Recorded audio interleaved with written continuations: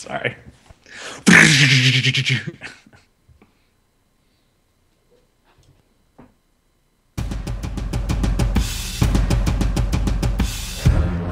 am Worf, son of Moog. I now take my place as first officer. I serve the captain, but I stand for the crew. It is a good day to die. You're outmanned, you're outgunned, you're out-equipped. What else have you got?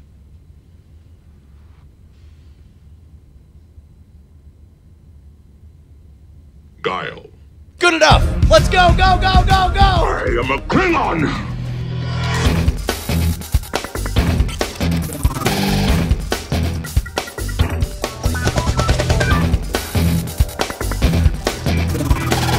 Klingons, welcome to Cordkillers, our mission to report the intel from the front lines of the cord-cutting revolution so that you, my friends, whether you want to keep cable or not, we don't really freaking care. We want you to be able to watch what you want, where you want, when you want it, on any device you please, and we're going to give you the intel to make that happen. I'm Tom Merritt. Hey, man, and I wish I was Michael Dorn looking like a freaking boss in that parody of The Wolf of Wall Street called The Wharf of Starfleets. I am not a merry man. Yeah, man. Dude, I freaking love that thing, but not as much as I love today's special guest. Who do we got?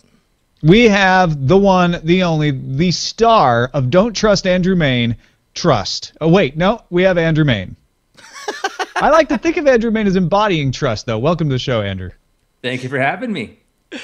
Dude, so you know what? Let's just hit this right up top. I got an email or a tweet or something calling us hypocrites because one of us is on the TV, and then we have guests who are on the TV, and therefore we can't possibly love cutting the cord. Look, man, we call ourselves Cordkillers, but the opening theme isn't, hey, we're the show that insists on you canceling cable. No, we only care about one thing. We care about you watching what you want, when you want, on whatever damn device you want, right? And I can speak for myself. I know my show's been out there on a variety of platforms, including iTunes. There's the A&E app in which you can watch recent episodes. I think some companies are trying to embrace the ways to get stuff out there, and maybe not as fast as we want. But listen, you don't have to have a cord to see me. It's getting closer and closer, and I'll tell you this much: I know that Nat Geo has my special available if you authenticate or whatever, but we'll get to more of that stuff later on. What do you say, Tom? Do you have cable, Brian? Did you get cable? I did not. I meant to, but I did not. Right. So you don't have cable. Andrew, do you have cable? I have cable in my house in Florida. My apartment here, I just use my HBO app. Well, there you go. So you've got half cable. I've got DirecTV, but I have been using it once a week lately. The whole point of this, as Brian was saying, is we don't want to box anybody in. This isn't about telling you, you know how you should watch television? You should watch television this way. Our point is to tell you there are lots of different ways to get the entertainment you want, and we're going to tell you about all of them. But the show is called Cordkillers. Well, sure. It's, how you interpret that. Fancy name. Does that mean that cords are killer? Or do you mean you're a killer of cords? Or does it mean you're a cord, killer? As many people have pointed out, killer. You still need an internet cord. Fair enough, man. You want to dive in on our primary target, You better Tom? acquire it now. All right. Hey, so Tim Cook's out there. He's thinking, you know what? At Apple TV, I got a joke about it. I'm going to tell it to my shareholders. And that joke is we made $1 billion off of it last year. This is what passes for a joke among the 1%, I guess. I guess so. Yeah, speaking to shareholders, lots of stuff happened in the shareholders meeting, but for Cordkillers, he's talking about Apple TV and said, it's a little more difficult to call it a hobby these days. What with it making all the money in the world? Now, of course, the questions about this was what constitutes $1 billion? Is that just hardware sales? Is that hardware plus iTunes related stuff that they had on there? Is that fiscal year 2013? Is that calendar year? What was the breakdown on that stuff? Yeah, Apple says the $1 billion figure includes content sales from the Apple TV, so stuff you initiated while watching the Apple TV, and that Cook was talking about the fiscal year. So it is the entire year of 2013 before, I think they end their fiscal year before the holiday season, or maybe after, I don't even remember. But what it points out is Apple is making a lot of money not as much money as they could if they really got behind it. And $1 billion is a lot of money for something that you're only half doing. Well, and we talked about what's the reason from the game theory perspective that they would hide behind this. It's just a hobby thing. And in previous discussions, we came to the conclusion that it's got to be the fact that they don't have the agreements yet to do it 100%, to make this the next iTunes platform. The reason iTunes worked is because everybody was online and on board, and it didn't happen that way, or it hasn't happened that way yet to date. What do you say about this, Andrew? I think that calling it a hobby means they want to keep it open because the format, the hardware could change considerably. You know, the Apple TV is I have Roku, I have Apple TV. I end up using my Apple TV because it seems to just work better than some of the other devices. But I think they want to be open to the idea that we don't know what that next stage is supposed to be. You know, when they came out with the iPad, they had a pretty good idea. We think this is the ideal version of a tablet done by us. The iPhone, the same thing. With the Apple TV, you know, the little remote, all that is great for doing some functions, but as you want to start doing more, do you need to change that? Do you want to put more horsepower in there so you can do, you know, a lot of things that you would have done with your desktop or your laptop 3 or 4 years ago? Remember when the Apple TV started, and now what you can do today with hardware and how cheap it's become. I think they're trying to keep it very open to the idea that it might not just be the content, but also the hardware that changes. You know, this is actually part of the reason that it's kept me from buying one of the recent generation Apple TVs, because I'm somebody who jumped on the first generation and I hacked it. I put in, XBMC so that I could be one of the first people to unauthorized put Netflix on there and so on. I installed the Play On app and all those stuff. And in fact, here, if you look over, Tom's holding up his first generation Apple TV. I honestly feel burned by having jumped in on that hardware to where even though everybody loves the current generation of Apple TVs, they love being able to AirPlay their content. And plus it's cheap. It's only $99 or whatever. And it's like, I still can't be bothered to do it just because I feel like I got snaked that one time. Is that irrational, Tom? Should I get over it? Bringing it down to brass tacks, you buy an Apple TV because it's going to do something for you. My main thing that I use the Apple TV for, to be frank, is AirPlay. I take Hulu mostly, the free version, not the paid version, off of my browser, and I put it on TV with AirPlay. Now, recently I've been using it less because I've hooked up an actual laptop, an old laptop, directly over HDMI, so that I don't really need to do that anymore. But that's what Apple TV is for. It's like, oh, HBO Go, that's on Apple TV for my provider. That's also true for me. So that's a good way for me to watch HBO Go. It's like all of these boxes right now. It's fragmented. It's only good for a part of the audience. And I think, going back to what Andrew was saying, is Apple is waiting for the right hardware to come along for them, and the right deals, both, to be able to say, now this is the thing that does all of the stuff you want. Remember when it started, you didn't really think of it as a cloud device. It was something that stored stuff locally or streamed it from your computers. Sure. And now it's evolved into essentially, like, I couldn't tell you how much storage is in my Apple TV. I just know I plug it in. I buy almost all my movies in iTunes now. I plug my Apple TV in. There are my movies. I don't know where they're stored. I don't care. Right. And that's a big evolution, going from something that was basically a local server to now it's with Google and Chromecast, the idea is like, okay, we just want to get it from the cloud to here. What's the best way to do that? I mean, I guess that's my thing, is now that I have taken the plunge on a Chromecast, and it's not really taking a plunge, it's like stepping into the kiddie pool at $35 of investment. But having played with Chromecast, I've been so thrilled with the ability to sling material from my desktop, from my even my iOS device and stuff. It's tough to want to take another $99 plunge after that. But I guess the question really is, now that they're bragging about their $1 billion year, is this an indication that finally we're going to see something in 2014? Are we going to see the quote unquote real Apple TV announcement? I think we were supposed to see it last year. And we didn't, because they couldn't get the deals done. I think they're going to put it out again this year. And that's what all the rumors have really been heating up, that we're going to hear about it in March. But I'm 50-50 on whether we're actually going to hear about it this month or not. But there have always been rumors. And what's, how far is it? Is there something sitting on a shelf they're waiting to release based on the content deals, or is this early stage stuff where they're trying to get these content things? I'm highly skeptical of. I don't know, what they want to do, and I can make arguments for. We were talking about we were supposed to see a new Apple flat screen TV, but the economics of that doesn't seem to make sense.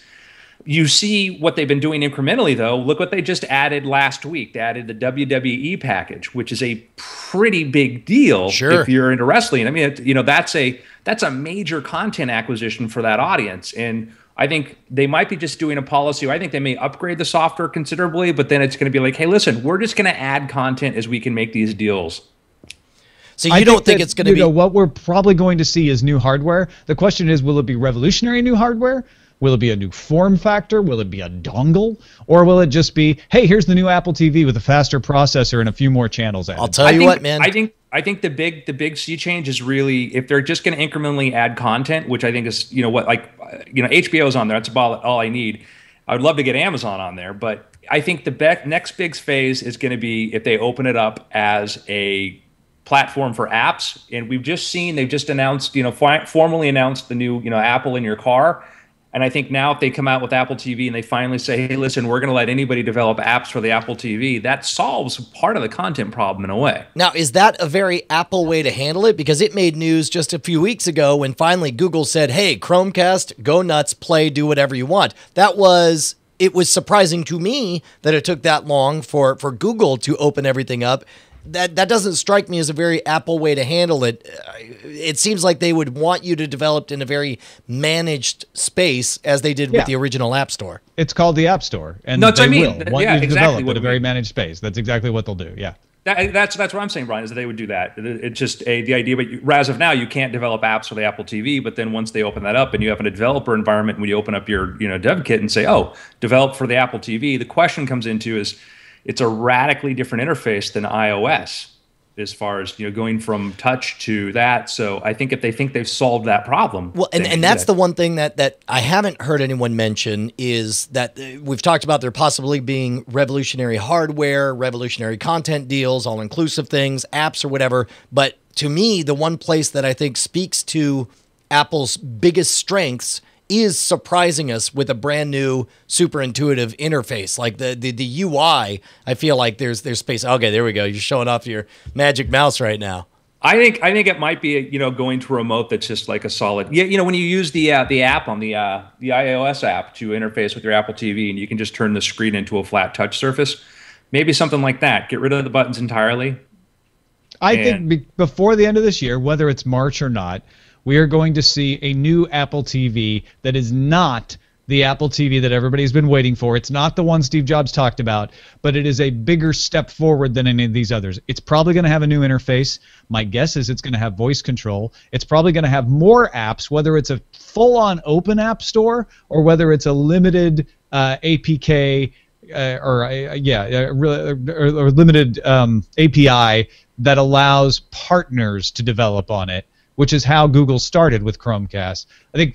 I think we're going to see something down that road, and I think that's what Tim Cook was alluding to here is, hey, we're making it more than a hobby, but I'm going to stop short of saying the Apple TV you've all been waiting for is here, because I don't think it can be given the current licensing situation. I guess that's my last question, and you sort of answered it in advance, is this year you think we'll see essentially what'll be the Apple TV, but they won't call it, finally it's here, the Apple TV, capital A, capital T, and I don't think it will be. I mean, what do you think? What do you think we're going to see? I mean, I think you're right. I'd hate to say it, but it's like the least interesting scenario is this incremental, we got another deal, we got another app, we got another UI, and then at some point they just announce like, have you figured it out? It's been here all along. And in which case, whatever, I guess. What about you, Andrew? I think the biggest, we're already seeing a move from cable and sort of the way we get our content. I think the biggest thing they can do is if they come out with the Apple TV with a bit better hardware on it, and they open it up like they do the iPhone for app development, because then gaming, all these other things, become much bigger potential possibilities on the biggest screen in your house. And I think that's the most lucrative thing for them to do. If we add up which content areas do you want to get into, and they've created, multi-billion-dollar content industries already with iOS. Why not spread that to the TV screen? And Comcast deals, whatever, if those can be done, that doesn't matter. Better hardware, open it up as a, app platform, and I think it's going to be it could be as big of a business as anything else. But it's not going to be as big as solving the cable television program, and that's the problem. That's what. But I mean, is that going to be 10 years from now, like trying to solve the multiplexing problem with telegraph? I mean, yes and no. The problem is stupid and irrelevant because we don't need the problem, but the problem is also real because the broadcast television companies and the cable companies have a vested interest in holding the line against their content being accessed without authentication. And now they're competing with content from the likes of Netflix and the likes of Amazon. And I guess what's happened is they've said, hey, we don't want to put our content there. Other people said, you know what, if we fill this space with our content, we can make money from it because we don't have the same business model as you. Oof. So that is now keep in mind, I'm somebody who has a deeply vested interest in that version of reality being true, but I'm not optimistic. I feel like the moneyed powers that create the content continue to own it, and that's the problem. It's never been a technical problem with the Apple TV. It's been a licensing legal problem. But I guess it getting a business model, but they don't own Netflix. Netflix has said we're going to produce the content we're doing, and Amazon said we don't have the same ties you do have the cable companies. So there's a growing amount of quality content now that's produced outside of that space. And I guess what you're referencing is the difference between a revolution and a sea change. And I think realistically, it's going to be a slow sea change over 5-10 years, and all of a sudden we look up and we don't care about what's on NBC anymore. Not a revolution of like we saw with iTunes originally in the late 90s, early 2000s. Which is what everybody's been expecting based on the Jobs biography. Right. Yeah. The biggest problem for you take a company like NBC is that they have they're part owned by their affiliates. And for them to go and say, listen, we're going to sidestep the affiliates entirely, they would have a revolt there. So that's a problem. HBO, which you're part of, we talk Time Warner, you talk about that larger. They have a great model right now selling subscriptions. And we can look at number of people leaving Cordkillers, whatever, cutting the cord. But you look at the actual volume and the money being made aggregately from those. Absolutely. It's huge. Yeah. But that brings us to our secondary target, as a matter of fact.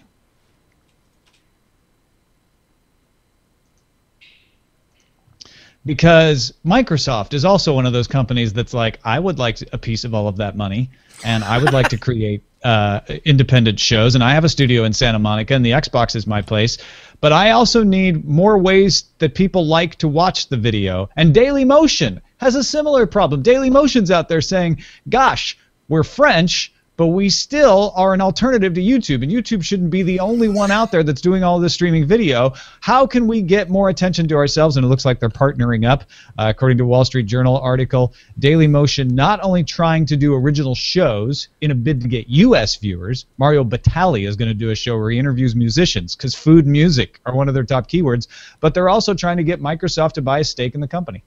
And first of all, full disclosure, we recently switched over our live streaming. We used to be on Justin.tv, but nowadays we always put out our live streams on DailyMotion. And the reason is because at this moment, there is not a lower latency, higher quality option for putting out our live stream and distribution. And this is amazing to me because DailyMotion was on my radar 10 years ago as the place where you could reliably find pirate bootlegs of 24. It's like the fact that they were French and not based in the United States somehow made them, whatever the climate was that made it so easy to find content that you liked, it just had this kind of like, I don't know, piratey stink to me personally. But nowadays, they're legit, man. What was it, 25 million viewers in the United States? Is that what it was?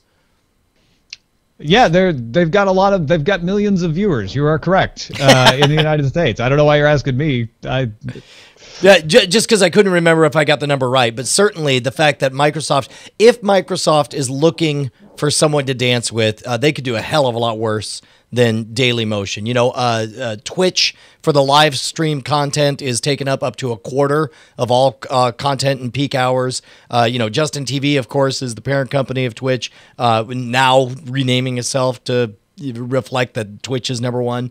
Obviously YouTube has dominated, and Google's partnership with them has worked out really well. I mean, who else would Microsoft buy at this point if they wanted to buy a foothold? 25 million is absolutely correct. Yes. I just found it in the Wall Street Journal article. Awesome. Andrew, what about the answer to that? Well, I guess, I want to get back to what is their goal? Because that gets into, if they want content, then you have to decide, do you want content that's cheaply produced, has no shelf life, really has no long tail to it, or do you want higher quality content? Are you just trying to acquire a bunch of people who are already subscribing to a service, which Microsoft has done repeatedly, not been able to capitalize on?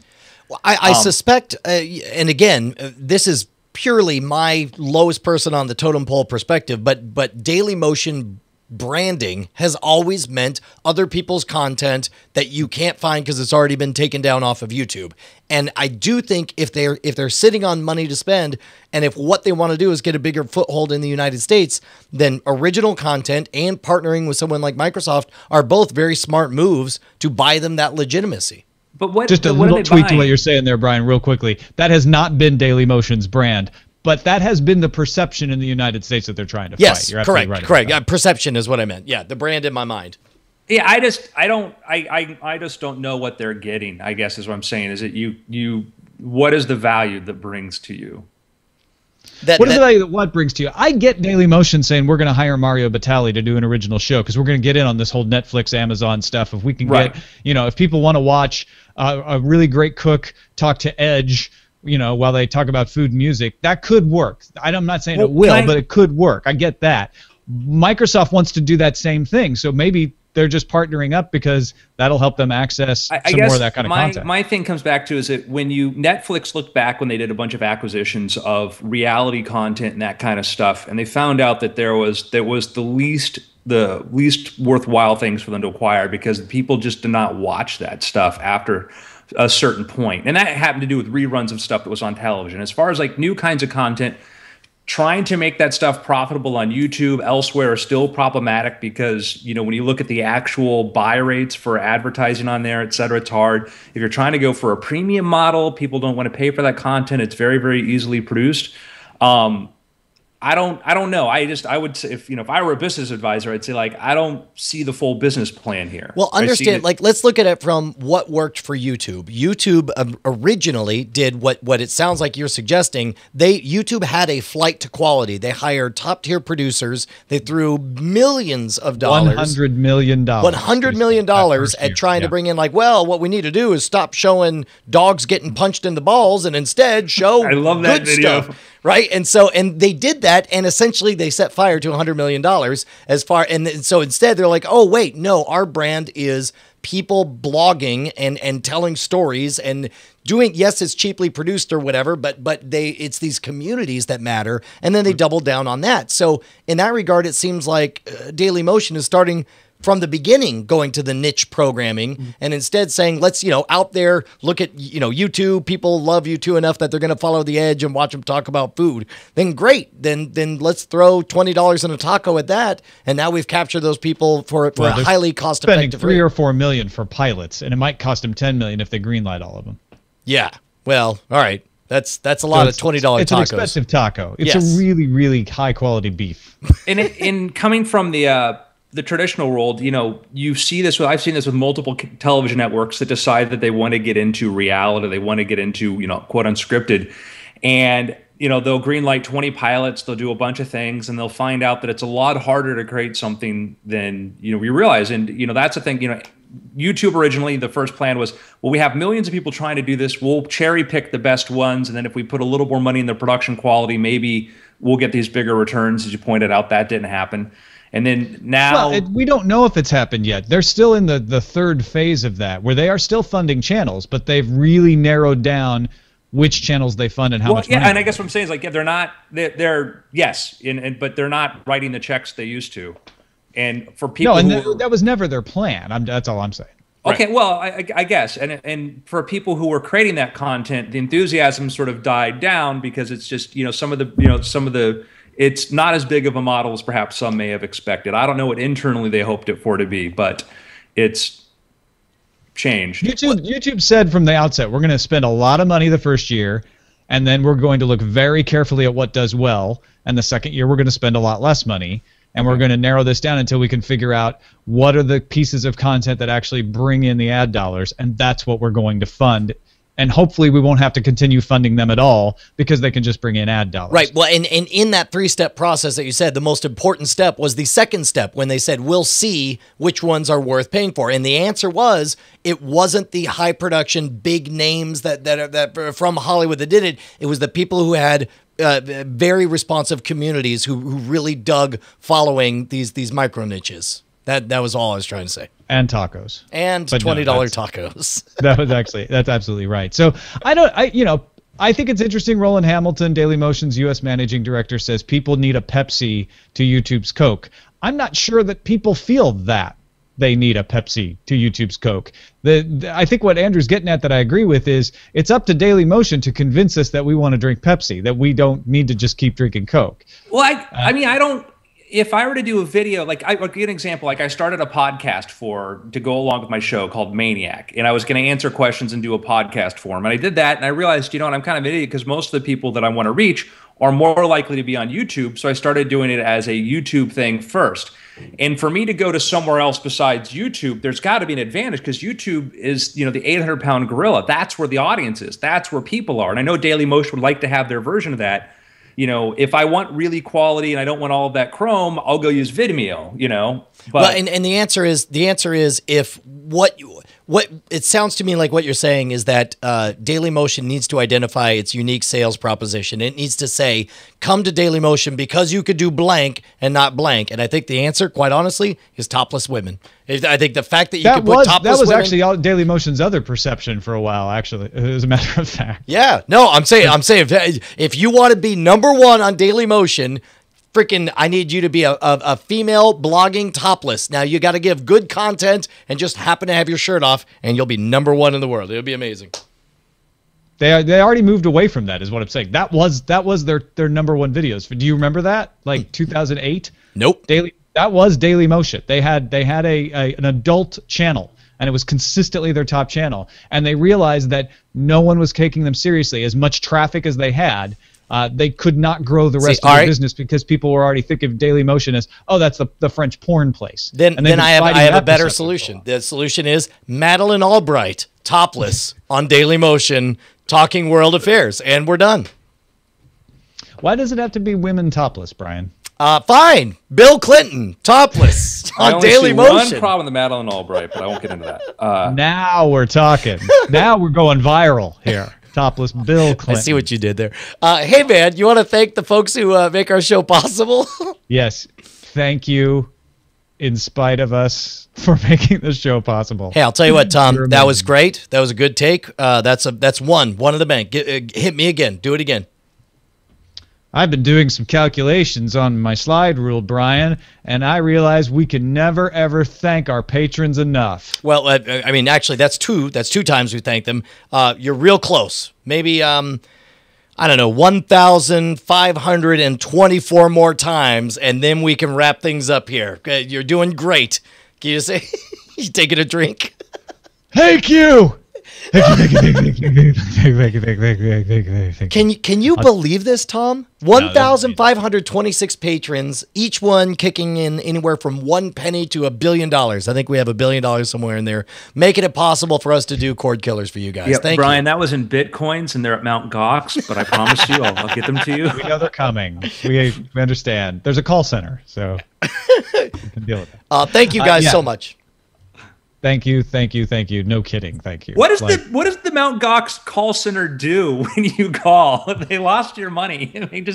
We're sorry. We're really sorry. Yeah, I'm so very sorry that you cannot get your Bitcoins. I'm sorry.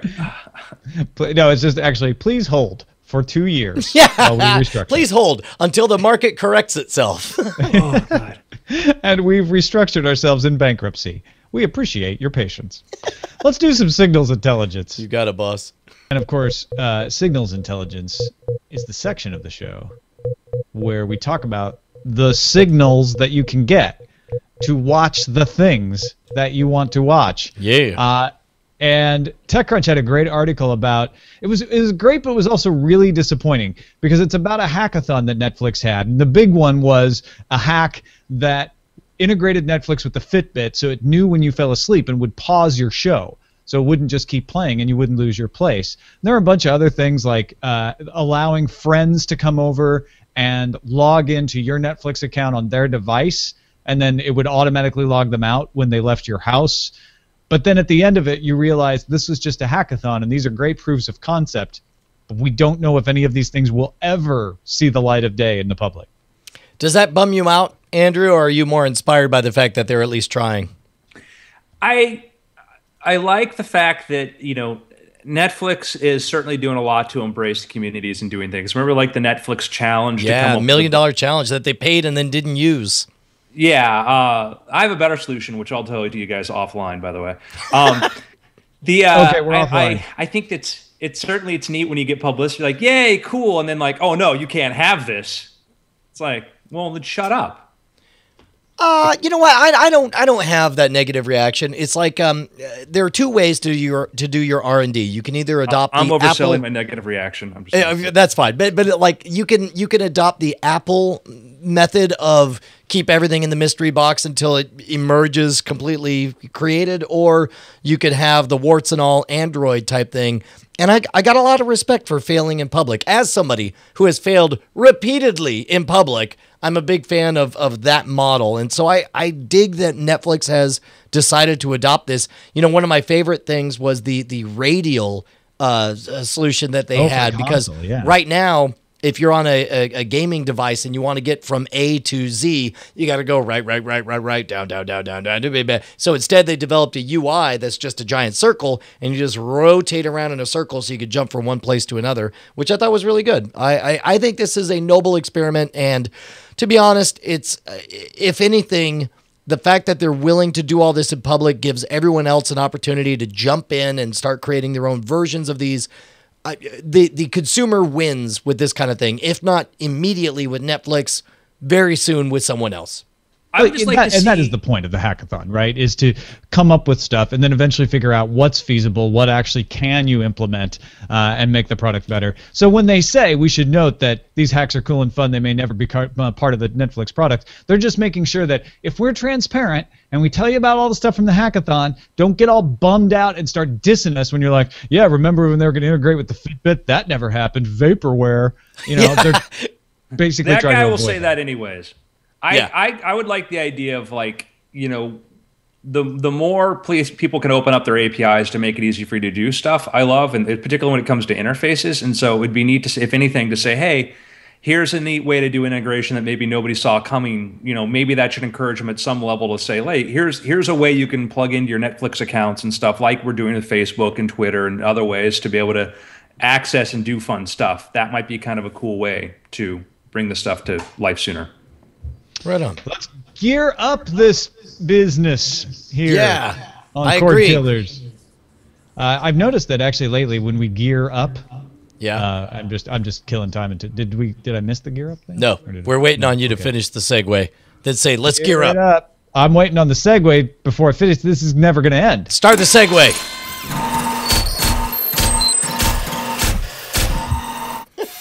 See, I was just good. Perfectly smooth, Tom. We did great. Thank you. I've been doing this for a while now. I think you can tell. Speaking of failing in public, Gear Up is our segment about the gear you use to watch the stuff. And we've been getting a parade of new boxes.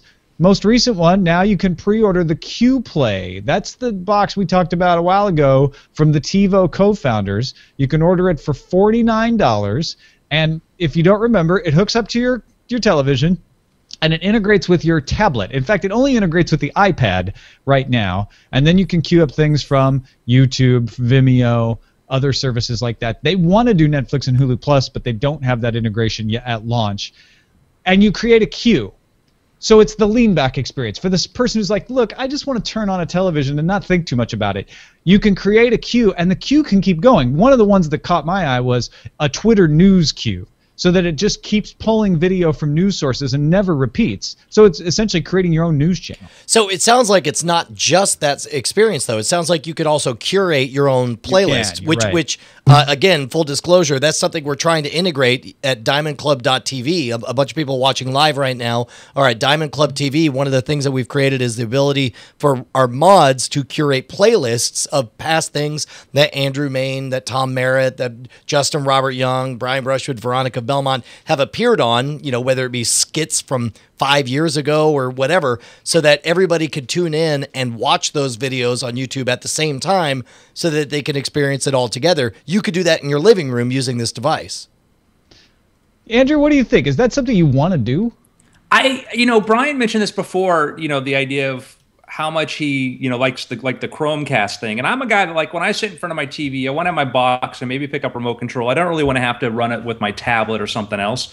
That seems like an intermediary step, because basically all I'm doing is taking advantage of however much hardware this is. I suppose I hold up my iPad, I realize it looks like a composition book. However much hardware I have in here, 2 or 3 years from now, you're just going to put that into the TV or into a smaller box. You connect to it, and to make that box have to connect to another box is so kludgy to me. It was, it just, to me, it's like the what is the ideal form of the technology, and it's all in the TV or all in just one box you plug in there, and to have to, and for TiVo to come in and say we're going to get into a space that Roku's in, that Apple's in, it's that not Amazon's TiVo, probably very soon to be getting in, and Google is in. Good luck to you. It's just the co-founders of TiVo. They're not at TiVo anymore. I should point out. But I like this idea of controlling it with my device that I already have instead of having to use another remote, right? I think that's good. That's simplifying things, except they're only limiting it to the iPad. And maybe that's just at launch, and down the road they get on Android and Windows Phone and everything else.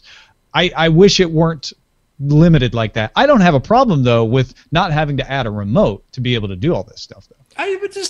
I just think the cost on those things eventually falls. If I want to set my phone in the other room and charge or whatever, I don't want to be attached to that. I'm very much into segmenting. I like to just sometimes go walk away and go something else. And so that's me. And it all comes down to use. I mean, that's me.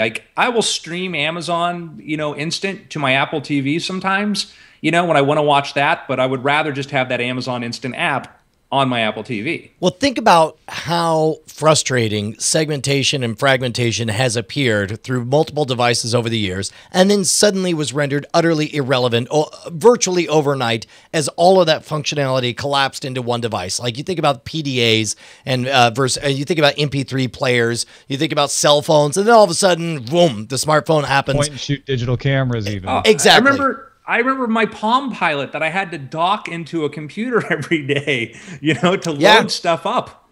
Absolutely. I suspect that we're seeing a lot of the same thing with the over-the-top networks with set-top boxes. I think we're seeing a similar marketplace on the smartwatches right now. I'm a tremendous fan of my Pebble, but I'm very aware that this is going to look utterly hilarious in 5 years. It will look like the Palm Pilot. But the Palm Pilot was revolutionary because it opened up that PDA market to people who didn't think that there was any market for PDAs.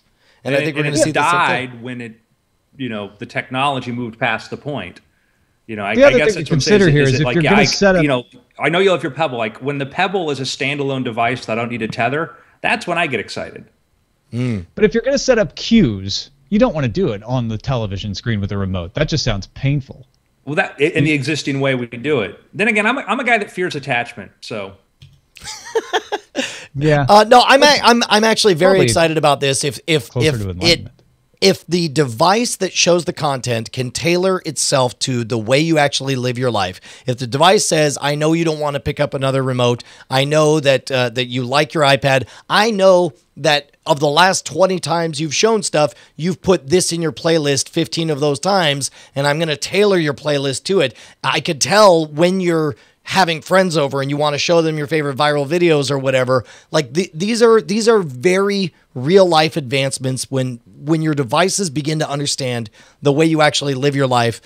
It ends up better and easier. Like, I think about Chrome and its autocomplete feature. I can half type in a couple of keywords and Chrome will say oh, you're looking for this video that you searched for 3 weeks ago that you've forgotten the name of, but I remember because I'm awesome and I'm Chrome. If we could get that with our ability to play videos, if we could say hey, it's this kind of night, I want this kind of content, and then it's oh, I get it, and give you a Pandora-like experience of whether it's, fail videos or high-minded, Stanley Kubrick outtakes or whatever. That's great. I'm down. Even if this is a failure, I sincerely applaud the noble intention behind this device.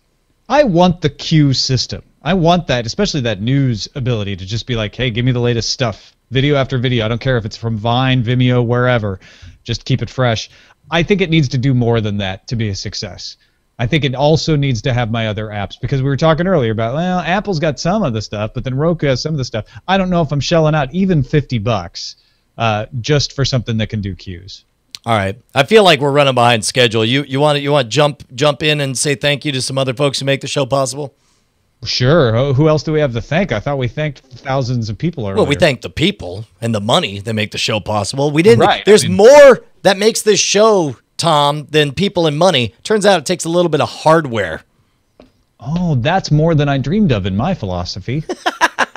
Yeah, man. Look, we got to thank our friends over at Doghouse Systems who have provided the 2 computers that do the switching, that do the streaming, that do the encoding and the recording. The Armor series is freaking awesome. They're the best computers I've ever used. And if you use promo code Cordkillers at checkout, they will double your memory absolutely free. And best of all, will help to pay off our life debt to them for believing in us when nobody else did. Thank you so much to our friends over at Doghouse Systems. Thank you, DHS. Time for Under Surveillance, which will be Apple free. Yeah. Not like real estate. It's all about location. Under Surveillance. Under Surveillance, of course, things you can watch, and now we know why the Minecraft folks were so against those independent guys making a Minecraft movie, because Marcus Persson had posted on Twitter on February 27th that Warner Brothers is actually going to make a Minecraft movie. Now, is that surprising? Whether, number one, which is the bigger surprise, that there's a Minecraft movie or that it happens to be Warner Brothers? Was it expected to be someone else? I don't know. Okay. I'll be honest. This isn't much of a surprise because they shut down that indie movie and said, yeah, we don't let people just make movies. Minecraft's a big property. Lego has kind of blazed the trail for movies that involve things made out of blocks. Andrew, does any of this surprise you, other than the fact that they had to leak it early to prevent someone else from leaking it early? Well, I take you back to a prior podcast in which I was on with you, Tom, and that subject got brought up as to why they may have shut down that other movie. Was that somebody on the podcast, I don't remember who it is, suggested maybe they have a movie deal in the works. But anyhow, I think that when you walk into the toy store and you can see Minecraft toys, they're actively involved in figuring out how they can license this any way they can. And, and it's kind of exciting. I mean, it's exciting to watch the growth of that game, from, a small little indie thing people talked about to now it's a big, to me, just a big, huge franchise. To me, the magic moment was when my 9-year-old daughter's friends were all talking about it 2 years ago. Like, that was the moment I was like, whoa, this is bigger than just this fringe indie project that somehow has something to do with zombies.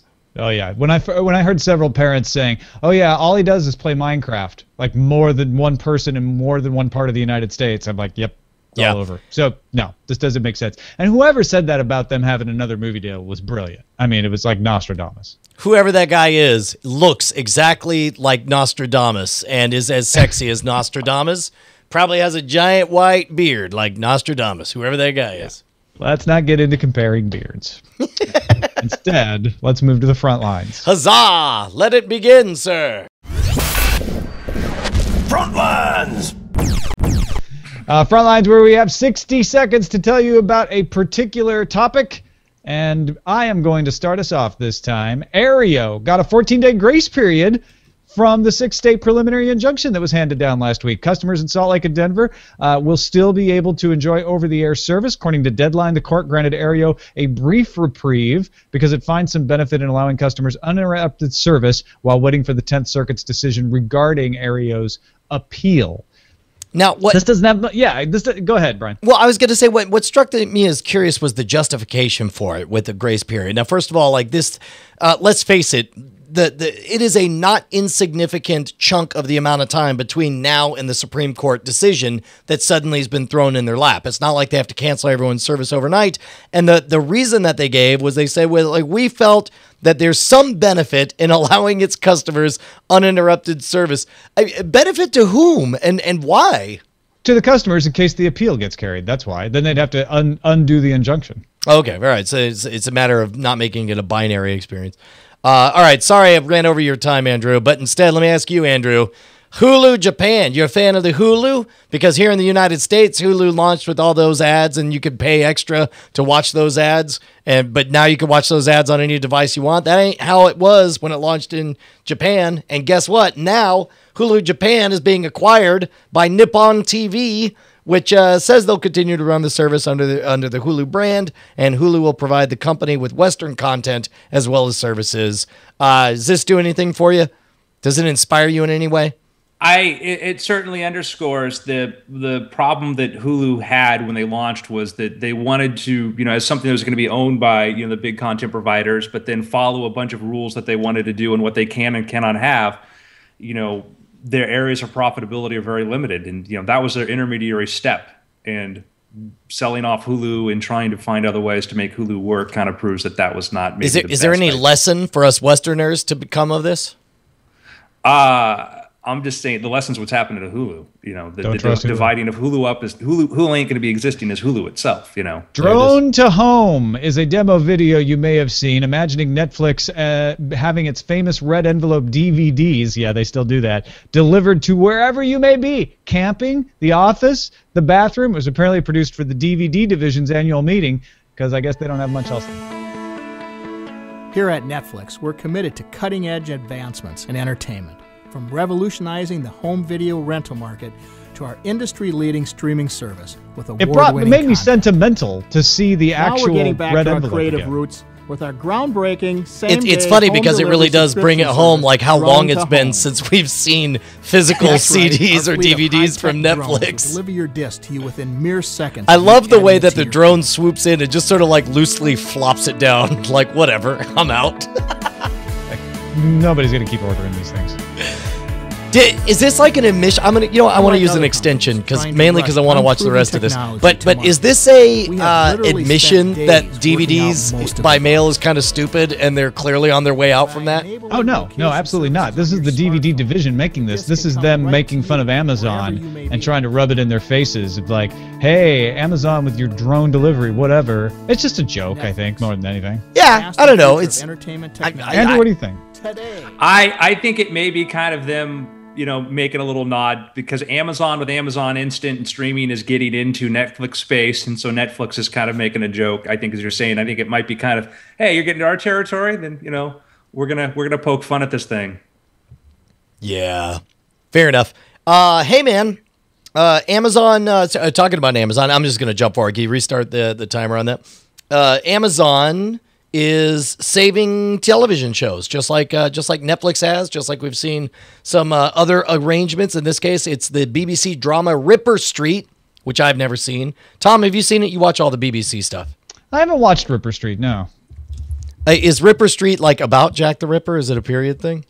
Yeah, I don't watch it, so can we just make up what it is? Can we decide like it's a techno thriller remake of Jack the Ripper? Well, let's actually get to the story, which is that BBC will be able to broadcast it after Amazon in the UK, and it's the reverse of Walking Dead, or it was Breaking Bad, where we'll get it on television in the United States on BBC America, not on Amazon. This seems closer to like the DirecTV saving Friday Night Lights thing, right? Or that Netflix partnered with Friday Night Lights that it came out on television first. Something like that. What was the other one though? I said Breaking Bad, but there was one that Netflix saved by having it be on Netflix in the UK. Chat room's going to have it in seconds. In the meantime, I guess we should jump forward to the Bloomberg story. All right. Bloomberg reported citing anonymous sources rather than selling off territories to existing cable companies as a condition of the Time Warner cable merger. Bloomberg reported citing anonymous sources that rather than selling off the $3 million, which Time Warner cable merger would require, Comcast is considering spinning off 3 million subscribers as a new company, which would then become the fourth biggest cable company in the United States. Now, what would be the purpose of doing this? Like these territories just don't factor in? They're not big enough to justify buying in the merger? Or? Well, no, they want to keep it below 30% to make the merger more palatable. Got it. Wow, that's amazing. By the way, it was The Killing. The Killing was the one that in the previous story. Andrew, do you have any fear about this merger between Time Warner and Comcast? Short term, yes. Long term, no. I mean, short term, I don't think this is going to make quality get better.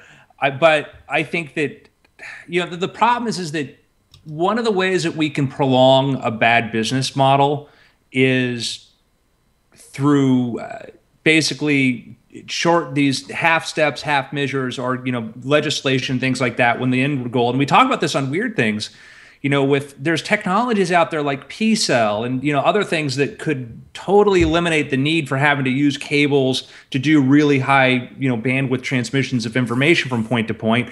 And the sooner we get to those, the better, in my opinion. So you just feel like this is the equivalent of the merging of two horse buggy companies into an unfair monopoly of horse buggies?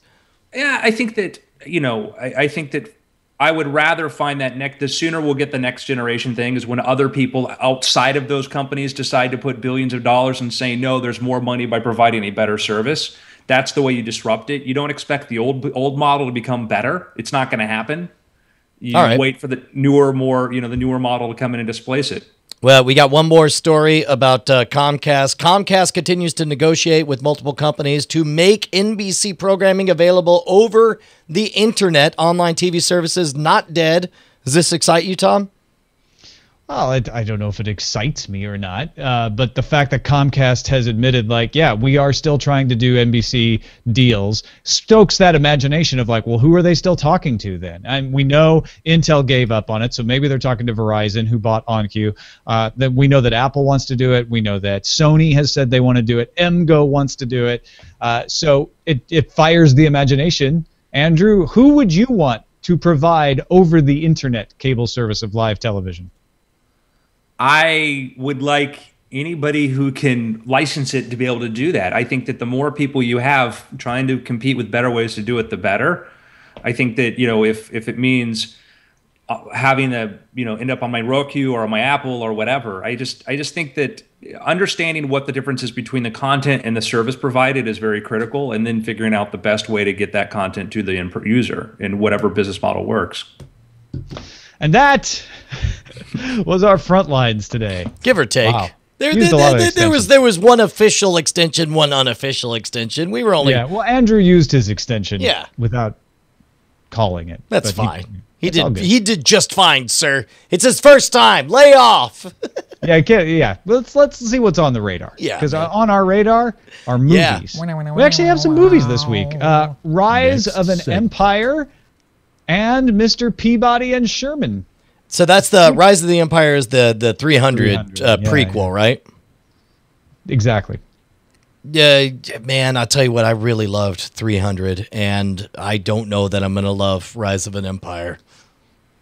Why? Why do you say that? Just I don't know. There's no justifiable reason for it outside of like 300 was revolutionary. To be honest, I guess the answer is 300 was revolutionary storytelling for its time, and I just question whether or not seeing the 300 effect and that manner of storytelling is going to do anything for me for a story that is not as iconic as that Alan Moe scenario from 300. What about you, Andrew?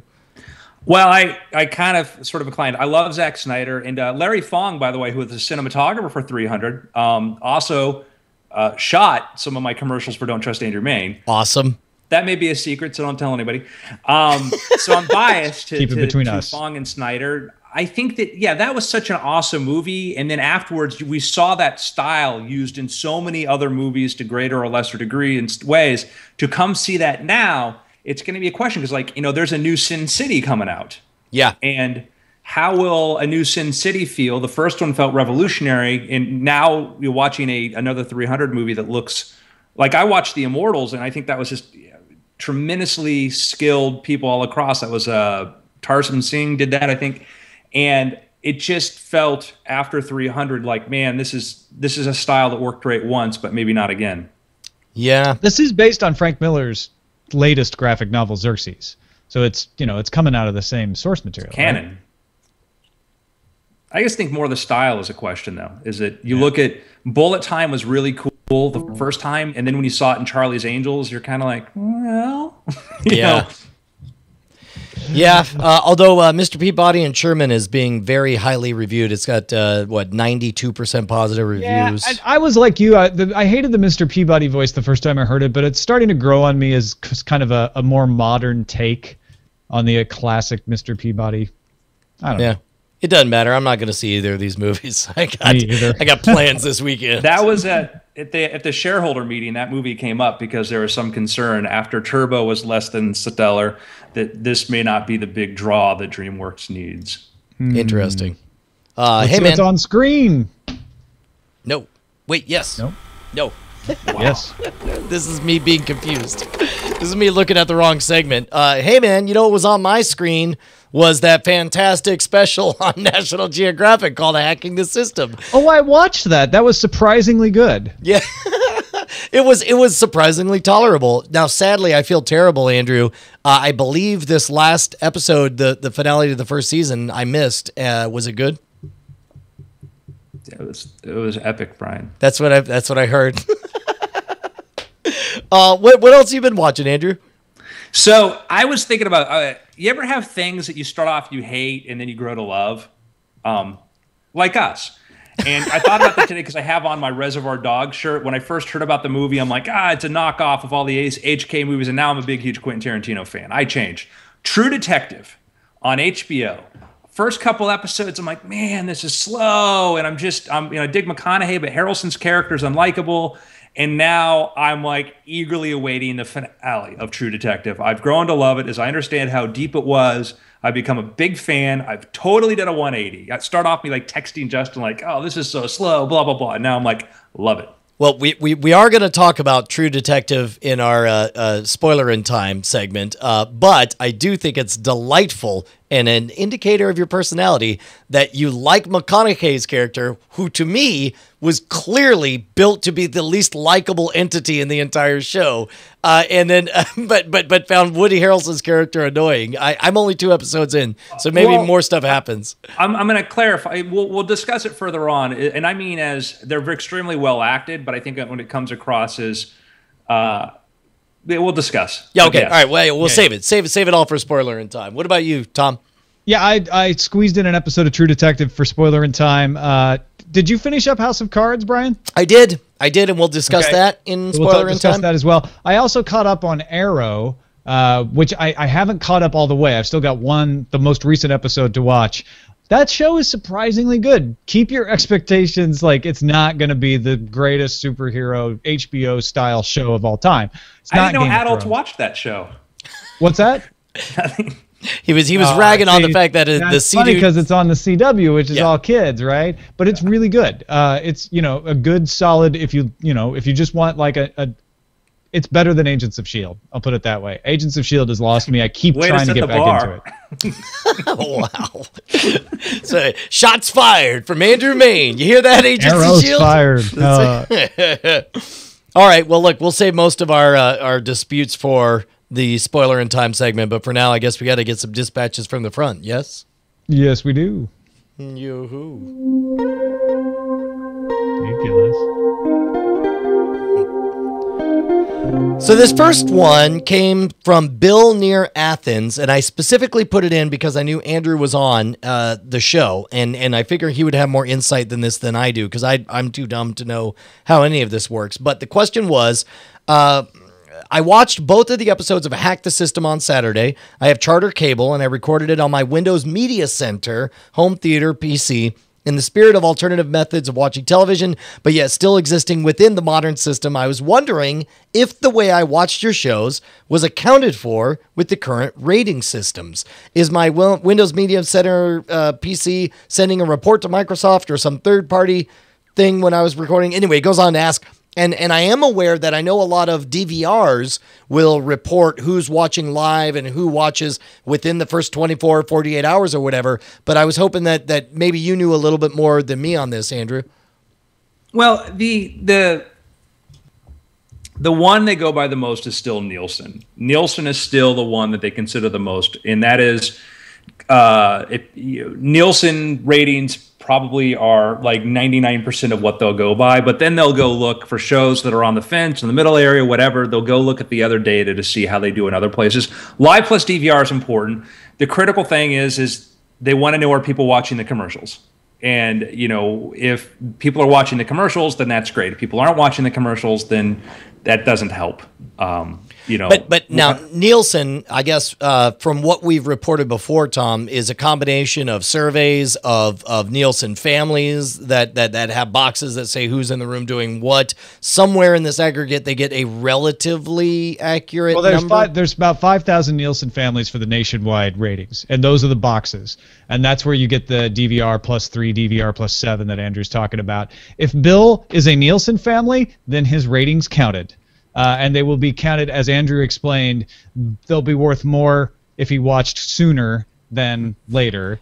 But if he's not a Nielsen family, it didn't count at all. Man. And the other thing, that you're talking about the diaries where you write down, Sure. That's usually for local market ratings to find out who in the local market is getting the biggest viewing. That usually isn't I guess that's the depressing conclusion that I was hoping to avoid, is that at the end of the day, your particular view doesn't matter unless you're a Nielsen family.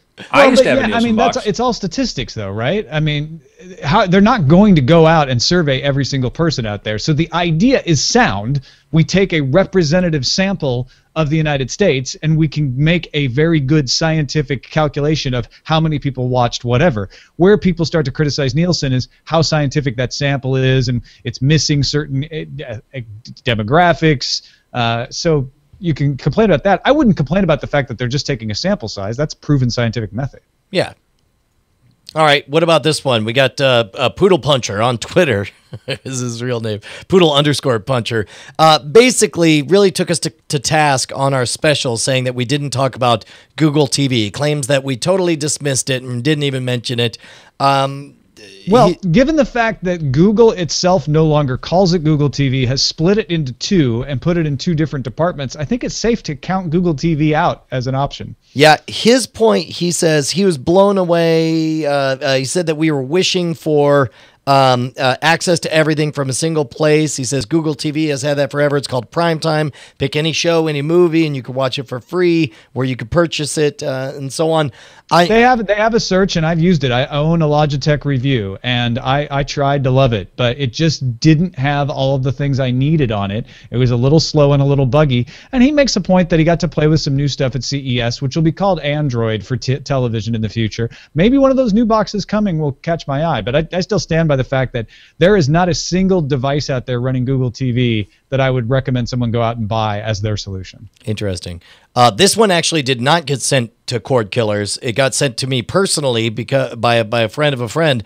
David Hill wants to know, he's looking to copy a bunch of DVDs to a cloud-based storage or local-based storage. He wants a simple way to take all of his stupid physical media and make it available on his media center. Is there a single solution that everybody likes? For ripping a large DVD library? Yeah. Send it to someone to pay them to do it. I mean, pay a service to actually do it. Handbrake's a good piece of software. I don't know. Do you got this email? So I'm curious. Yeah, I mean, I did. You know what? Poking around a little bit, and some of the responses I saw in the listserv that I was on, the biggest thing I found was a PC World article titled "How to Put Your DVD Library in the Cloud" that came out a little less than a year ago. Talked about how to rip it and how to store it, how to make it available and searchable on Plex and so on. I guess this is one of those weird moments where I kind of just wanted to crowdsource this and see if there was one solution that was relatively easy, not complex, that you could pop stuff in and just go through a process and have it available for everything. A bunch of people are saying Handbrake or any DVD. Yeah, I don't have an answer. What about you, Andrew? Whenever I only buy things, I get a digital copy now. I mean, the idea of trying to go back and take all of my DVDs and rip them, I would, no. Yeah. I'd rather throw them in a pile and set them Bruce on fire. S. in the chat room says, "What's a DVD?" Helpfully. Exactly. The only time I ever get physical copies now, if it comes with a digital copy. I mean, I am trying to go entirely into the cloud with things. I just don't want to have a bunch more crap. Yeah, I don't even get physical media for anything. No, I'm done with physical media. Do we have time for another one, Tom, or are we wrapping up? Yeah, let's squeeze in, which one? 49 or 51? Let's do 49 here. Okay. Ron Mason says, I wanted to let you know you can get internet without any cable at all. It's called HughesNet at HughesNet.com. It's high speed, high enough for streaming HD, down and up over satellite. Costs about the same as any other ISP. Works with a dish antenna that has a special LNA that can send enough power back up to the bird for decent upload speeds. Yeah, that's if you heard that curious cough from Andrew Main, it's the same answer I had. Keep in mind, I used HughesNet. I was one of the very first customers of Direct PC, is what it was really called, originally called, in the late 90s. I kept it for like 3 years. The problem is that it's super asynchronous, so you have massive latency. You would be better off with a 56K modem than the latency that you get from this stuff. Also, the throughput the bandwidth is throttled and metered. You got caps to deal with. My friend CJ lives way out in the sticks, and he had it because he didn't have any other option, and the overall experience was so poor he couldn't even watch Netflix on it, and it was a dumb idea to try to do so. So I would say my sister had it as well years ago and had the same experience. Ron, I would say if you want to be like, hey, you can get internet without a cable, Tom, you should have said LTE. Yeah. Because LTE with either a Wi-Fi hotspot or maybe like using a phone as a Wi-Fi hotspot is actually better bandwidth than HughesNet, and doesn't have a cable. You could watch streaming video on it. It probably has more permissive bandwidth cap restrictions as well. Yeah, if you're on T-Mobile, right? You've got very little cap. It's a throttle cap. Or if you're on Sprint, you got no bandwidth cap at all. And I'll tell you what, I recently switched over on AT&T to like a family-based. I had 2 iPhones that were unlimited bandwidth or unlimited no caps because they were grandfathered in.